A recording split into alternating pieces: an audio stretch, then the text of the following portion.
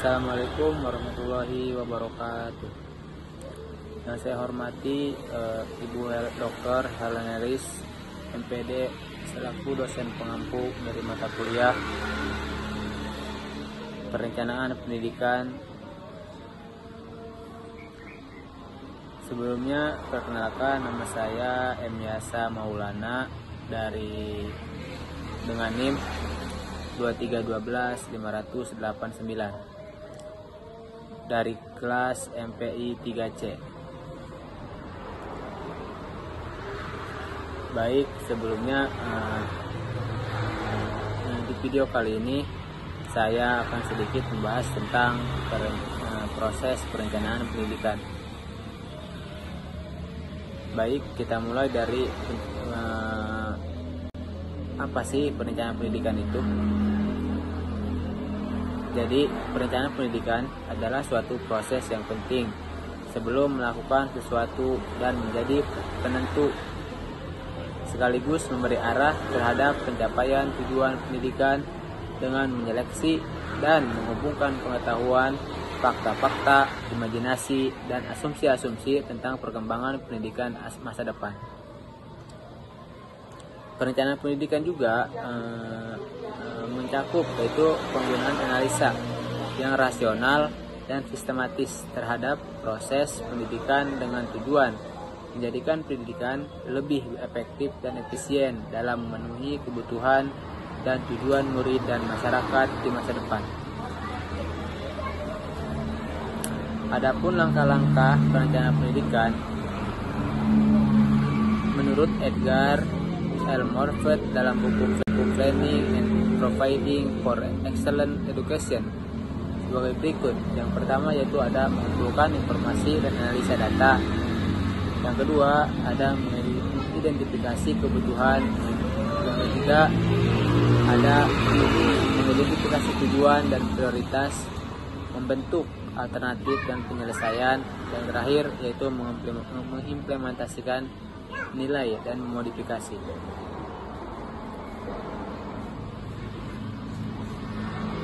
Baik,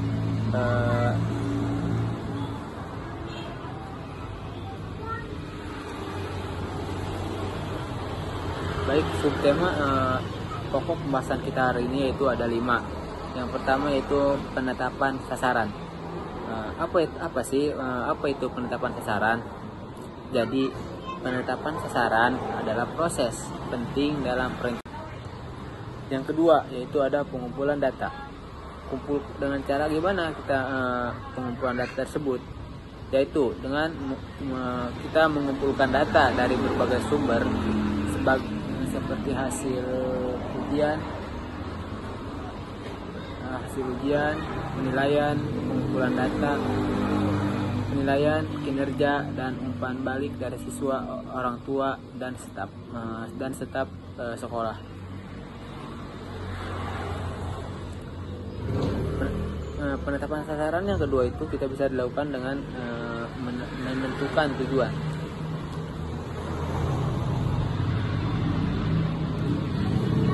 Jadi kita itu harus menentukan tujuan yang jelas. Sasaran harus jelas dan konkret.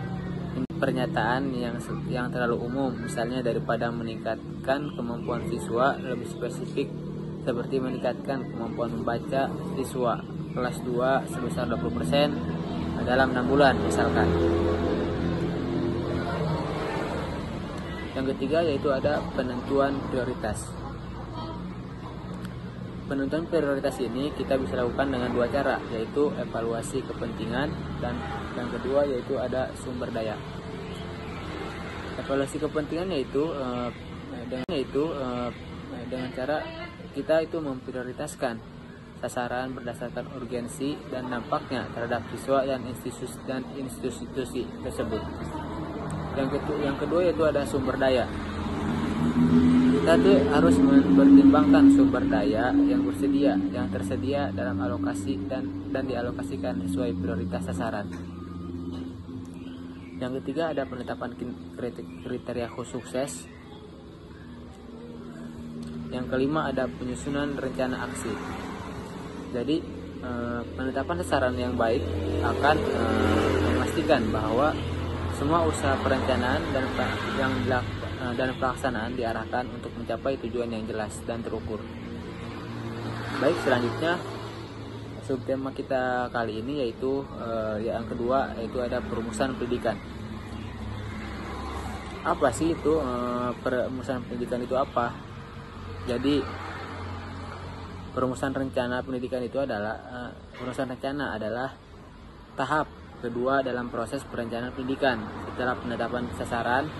Pada tahap ini, rencana konkret untuk mencapai sasaran yang telah ditetapkan disusun. Proses ini juga melibatkan pengembangan strategis, penjadwalan, perencanaan sumber daya. Berikut bagaimana kita langkah-langkah kita untuk perumusan rencana tersebut. Ada beberapa langkah dan pertimbangan dalam proses perumusan rencana ini. Yang pertama ada pengembangan strategi. Tentukan metode dan pendekatan yang akan digunakan untuk mencapai sasaran. Strategi ini harus selaras dan telah ditetapkan. Pertimbangkan juga strategi yang melibatkan berbagai aspek, seperti metode pengajaran, pelatihan guru, atau program tambahan. Ciptakan juga strategi yang inovatif dan sesuai dengan perkembangan terkini dalam pendidikan, misalnya menggunakan teknologi pendidikan untuk mendukung pembelajaran. Pokok pembahasan kita yang selanjutnya yaitu ada perincian rencana. Jadi perincian rencana adalah tahap di mana rencana yang telah disusun menjadi lebih spesifik dengan menguraikan langkah-langkah, tugas, dan sumber daya yang dibutuhkan. Ini adalah fase krusial untuk memastikan bahwa setiap aspek dari rencana dapat dilaksanakan secara efektif dan efisien. Berikut adalah langkah-langkah yang harus dipertimbangkan dalam melakukan perincian rencana, yaitu yang pertama ada rincian aktivitas. Pecah rencana utama menjadi aktivitas-aktivitas kecil yang dapat diukur dan dikelola. Setiap aktivitas harus memiliki deskripsi yang jelas tentang apa yang harus dilakukan. Atur aktivitas dalam urutan yang logis dan kronologis dari awal hingga akhir untuk memastikan bahwa setiap langkah yang dilakukan dengan cara yang terstruktur. Tetapkan juga durasi untuk setiap aktivitas dan tanggal penyelesaian yang diharapkan. Yang kedua yaitu ada penetapan tanggung jawab. Penetapan tanggung jawab itu kita dengan cara menentukan siapa yang bertanggung jawab untuk setiap aktivitas. Ini termasuk individu atau tim yang akan melaksanakan tugas spesifik. Tentukan juga siapa yang akan memantau kemajuan dan memastikan bahwa tugas dilaksanakan sesuai rencana. Yang ketiga yaitu ada perincian sumber daya. Dengan cara bagaimana kita bisa merincikan sumber daya ini, yaitu dengan mengidentifikasi dan mengalokasikan tenaga kerja yang diperlukan untuk melakukan aktivitas. Ini termasuk jumlah orang, keterampilan yang dibutuhkan, dan jadwal kerja. Yang keempat juga ada pengembangan prosedur dan instruksi. Buat prosedur operasional standar SOP untuk setiap aktivitas. Ini harus mencakup langkah-langkah yang rinci untuk diikuti untuk menyelesaikan setiap tugas. Sediakan juga instruksi tertulis yang jelas untuk pihak-pihak yang terlibat sehingga mereka tahu bagaimana melakukan tugas mereka. Yang kelima ada penetapan kriteria penilaian. Tentukan indikator untuk menilai keberhasilan dan setiap aktivitas. Ini bisa berupa kriteria kuantitatif ataupun kualitatif. Rencanakan bagaimana dan kapan penilaian akan dilakukan, termasuk alat atau teknik yang akan digunakan untuk mengukur hasil proses yang telah dilakukan ini.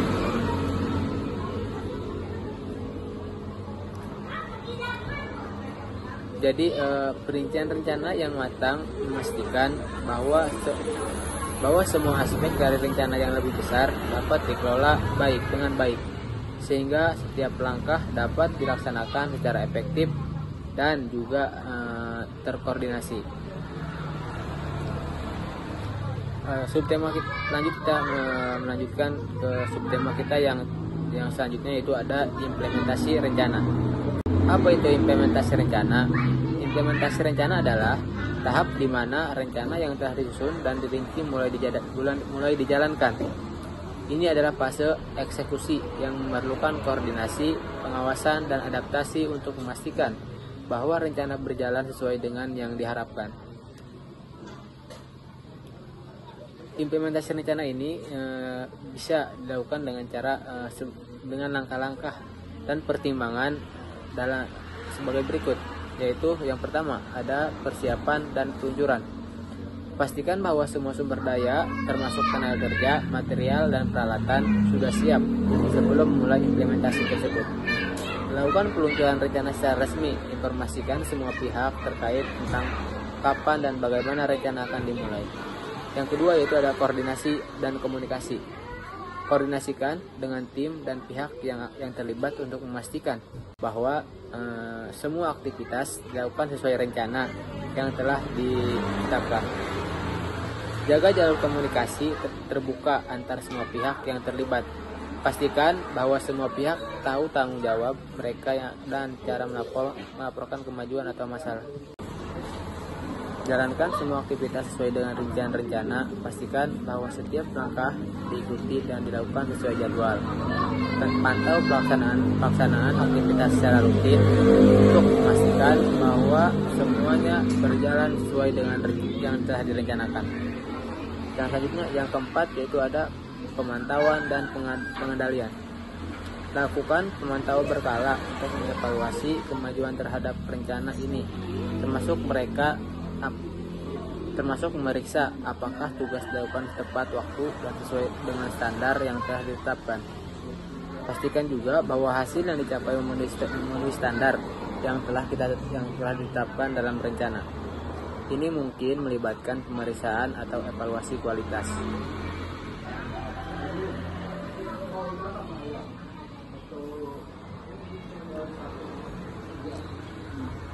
Baik, jadi untuk meningkatkan hasil di masa depan. Adapun langkah-langkah yang bisa kita lakukan dan dalam evaluasi dan revisi di sini, yaitu yang pertama ada evaluasi kinerja. Kumpulkan data yang relevan untuk menilai pencapaian sasaran. Ini bisa melibatkan data kuantitatif seperti hasil ujian, tingkat kehadiran, atau statistik lainnya, serta data kualitatif seperti umpan balik dari siswa, guru, dan pemangku kepentingan. Gunakan berbagai metode evaluasi, termasuk survei, wawancara, observasi, dan analisis data. Metode ini harus sesuai dengan tujuan evaluasi jenis data yang dikumpulkan. Dan selanjutnya yaitu ada analisis hasil. Analisis data untuk memahami pencapaian dan hambatan, identifikasi apa yang berjalan dengan baik dan apa yang perlu diperbaiki. Jika sasaran tidak tercapai, analisis penyebab masalah ini bisa mencakup faktor-faktor seperti kurangnya sumber daya, metode yang tidak efektif, atau tantangan eksternal. Yang selanjutnya ada yaitu dengan cara revisi rencana. Berdasarkan hasil evaluasi, identifikasi perubahan yang diperlukan untuk meningkatkan efektivitas rencana. Ini bisa mencakup perubahan dalam strategi, penyesuaian anggaran, atau perubahan dalam pelaksanaan. Sesuai rencana dengan perubahan yang telah diidentifikasi, pastikan bahwa revisi tersebut dapat mencakup langkah-langkah yang jelas dan dapat diimplementasikan. Dan selanjutnya bisa dilakukan dengan penetapan perubahan. Terapkan perubahan yang telah direvisi dalam pelaksanaan rencana. Ini bisa melibatkan pelaksanaan ulang beberapa aktivitas atau penyesuaian dalam proses yang sudah ada.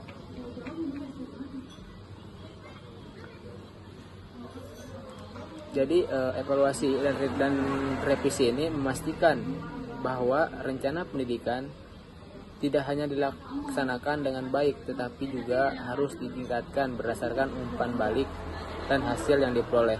Dengan pendekatan ini, institusi